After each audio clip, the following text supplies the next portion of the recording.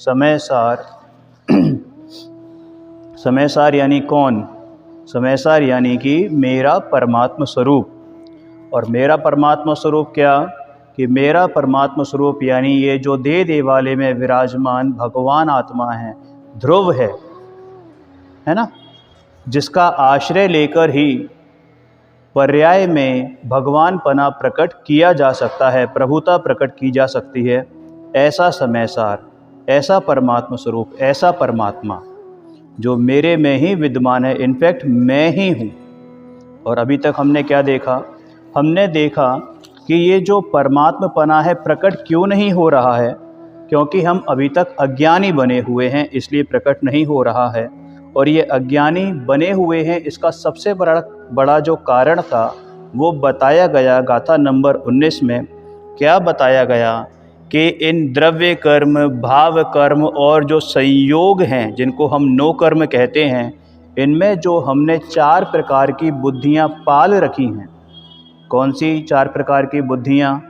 कि एकत्व बुद्धि, जिसको हम कहते हैं अहम बुद्धि, ममत्व बुद्धि, जिसको हम अपनत्व बुद्धि या फिर स्वामित्व बुद्धि भी कहते हैं, साथ में कर्तापना यानी कर्तृत्व बुद्धि, और भोक्तापना यानी कि भोक्तृत्व बुद्धि।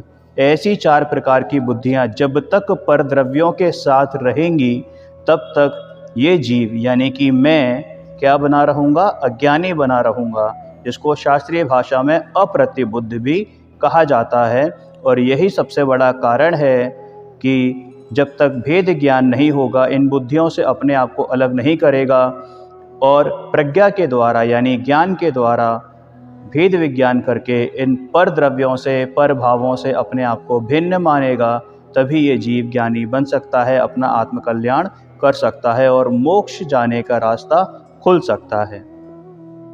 भैया आगे आने वाले कलश, जो कलश नंबर 23 है, इसमें और ज़्यादा एक्सटेंड करके बताया गया है, प्रेरणा दी गई है कि भैया कैसे भी करके अपने को भेद विज्ञान करना है, भेद ज्ञान करना है।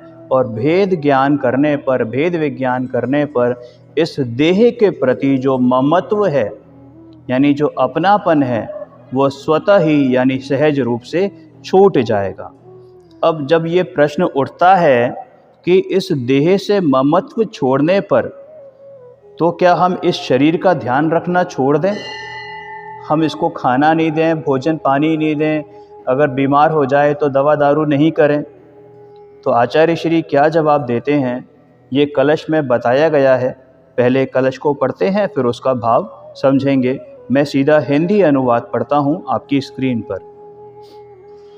निज तत्व का कौतूहली, पड़ोसी बन देह का, ए आत्मन जैसे बने, अनुभव करो निज तत्व का।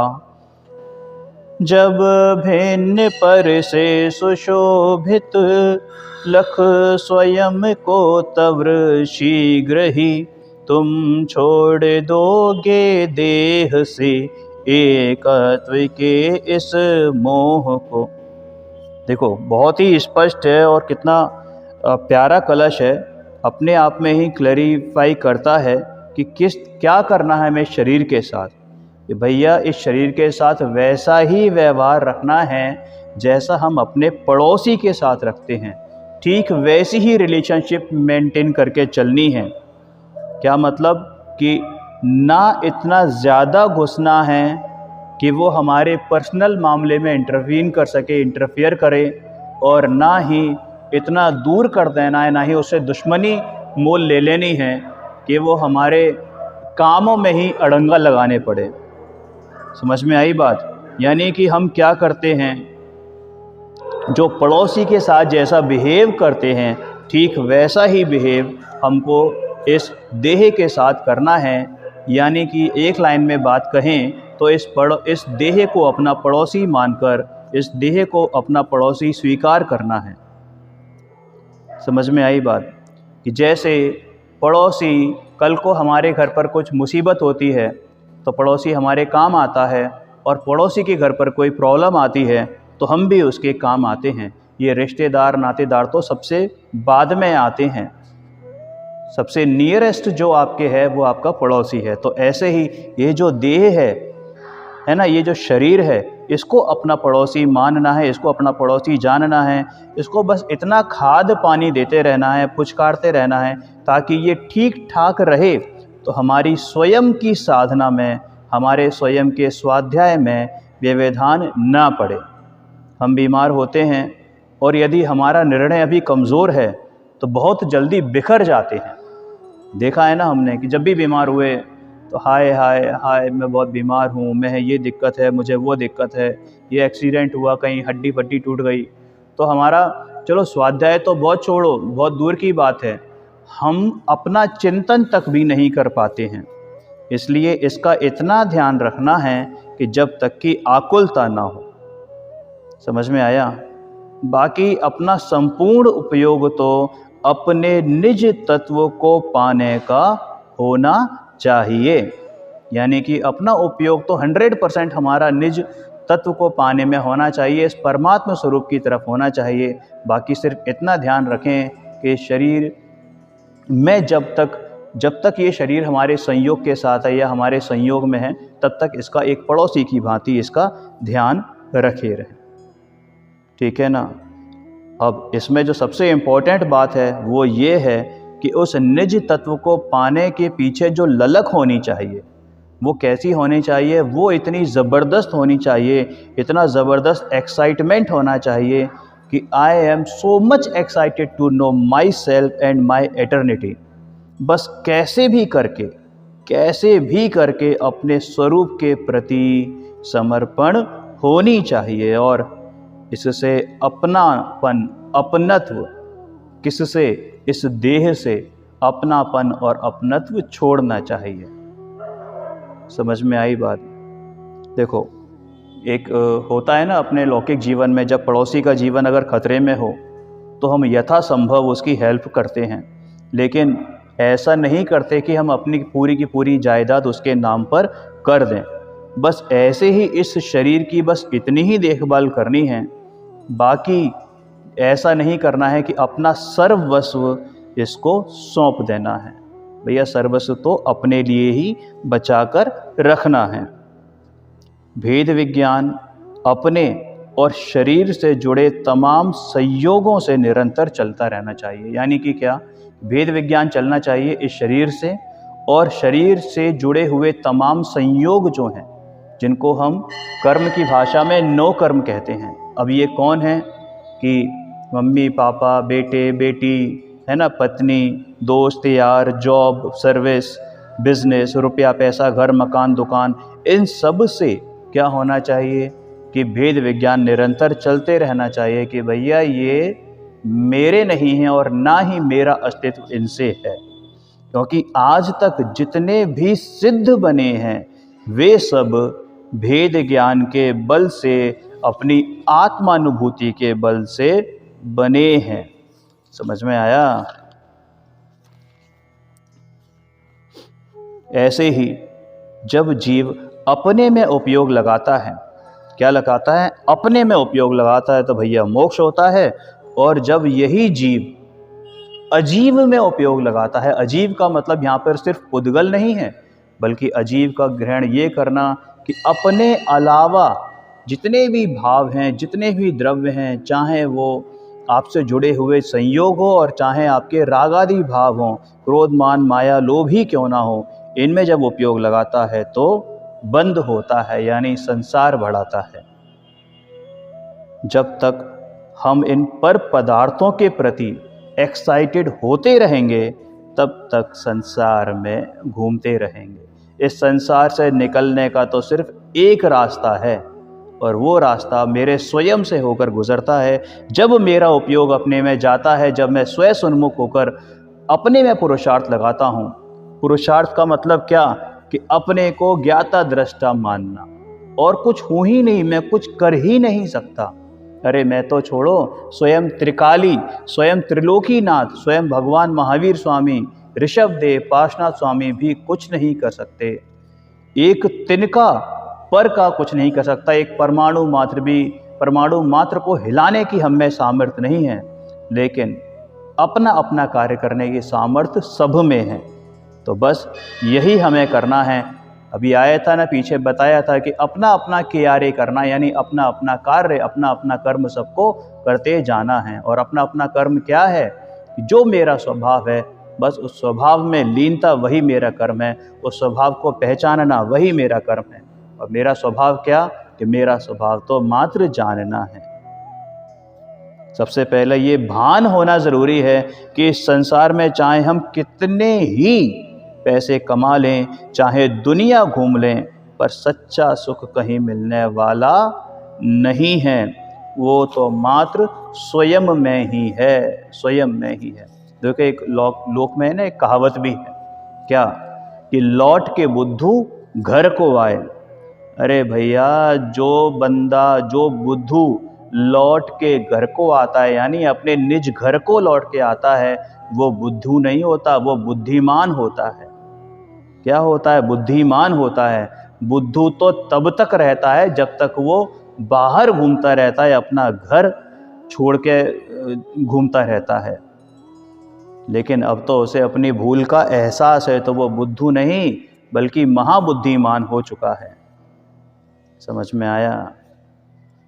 अब देखो, कई बार एक प्रश्न उठता है, आचार्य श्री स्वयं ये प्रश्न करते हैं हमें समझाने के लिए। जैसे होता है ना mock drill, mock interview, mock GD, तो बस ऐसे ही आचार्य श्री मॉक क्वेश्चनेयर यहाँ पर प्रोड्यूस कर रहे हैं। वो क्या कहते हैं? इनफैक्ट प्रश्न के रूप में बोलते हैं, पूछते हैं कि ये मोह का किनारा किस प्रकार करें? मोह के नाश का उपाय आखिर है क्या? और जो आप बार बार पुरुषार्थ की बात करते हो, तो ये पुरुषार्थ आखिर है क्या? तो उत्तर स्वयं ही उत्तर देते हैं हमें समझाने के लिए। तो क्या उत्तर दिया? तो भैया, बहुत ही सिंपल सी बात है कि मैं इस शरीर से जुड़े तमाम पर पदार्थों और उनके लक्ष्य से होने वाले मोह, राग, द्वेष आदि भावों में अपनापन जब करता हूँ, तो उसे ही मोह कहा जाता है, मिथ्यात्व कहा जाता है। अब ये शरीर के संयोग कौन से हैं? कि पति, पत्नी, माँ बाप, संतान, घर, मकान, दुकान, इन सब में अपनापन, मैंपना और अपने को क्रोधी मानना, मानी मानना, मायाचारी मानना, लोभी मानना, पापी मानना, पुण्यशाली मानना, अरे ये सब मिथ्या मान्यताएं ही हैं, मोह है, यही मिथ्यात्व है। देखो, मिथ्यात्व है ना, बेसिकली क्या है? मतलब जो मैं हूं नहीं, जो वस्तु है नहीं, उसको अन्यथा मानना, वही तो मिथ्यात्व है। मिथ होता है ना, मिथ, इंग्लिश में एक वर्ड आता है मिथ, MYTH, मिथ। मिथ क्या है? मिथ हिंदी के ही मिथ्यात्व से मिलकर बना है। मिथ्यात्व, मिथ का मतलब होता है जो फैक्ट ना हो, रियलिटी ना हो, जो फिक्शन हो, मतलब जो एक्चुअल में है नहीं लेकिन उसको हम अपना माने, उसका अस्तित्व माने, तो वही मिथ्यात्व है। देखो, इस मोह का नाश किसी भी बाहरी क्रिया कांड से, हवन से, कर्म दहन पाठ से, शांति धारा आदि से नहीं हो सकता। हम हर संडे टू संडे भगवान के सामने गोला चढ़ाएं, है ना, जाप दें, तीर्थ यात्रा करें, पैर दबाएं, सिर मुंडवाएं, है ना, चाहे कितने ही मंदिर बनवा लें, चाहे पंच कल्याणकों में इंद्र बन जाएं, तब भी हमारा कल्याण नहीं हो सकता।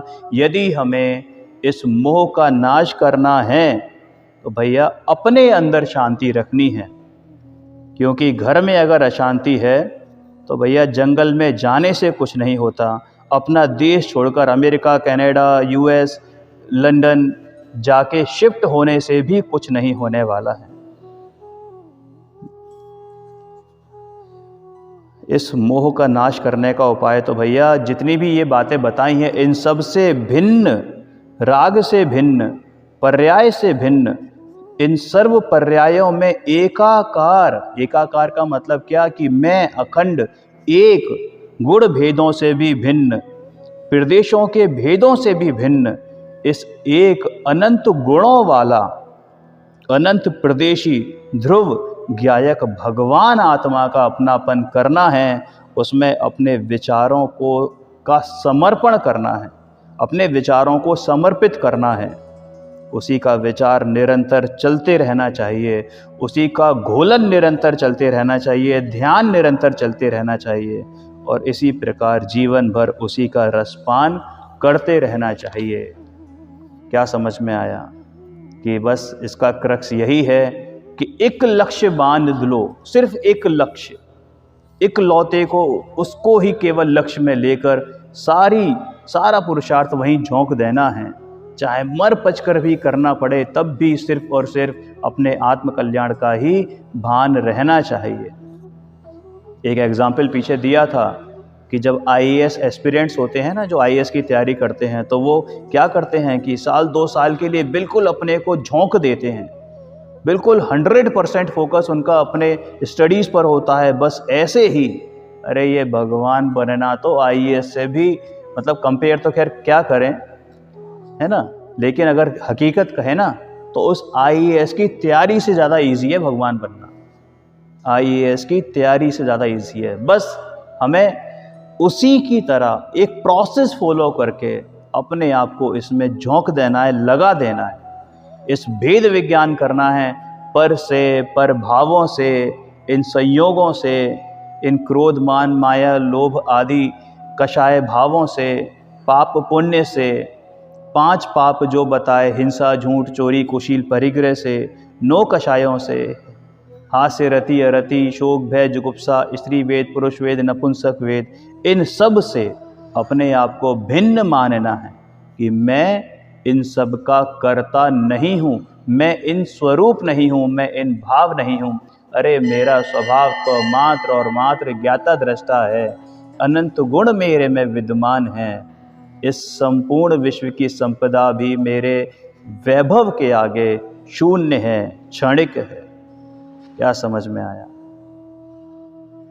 देखो अब इसके बाद कई सारे प्रश्न उठेंगे कि यदि आपने तो शरीर की भूमिका को ही नकार दिया, शरीर की भूमिका को ही नकार दिया, आप तो ये कहते हो कि साहब पड़ोसी है, लेकिन हमने तो कई स्तुतियों में, कई भक्तियों में शरीर के माध्यम से भगवान की स्तुति पढ़ी है, भगवान की भक्ति करी है, तो फिर ऐसा क्यों?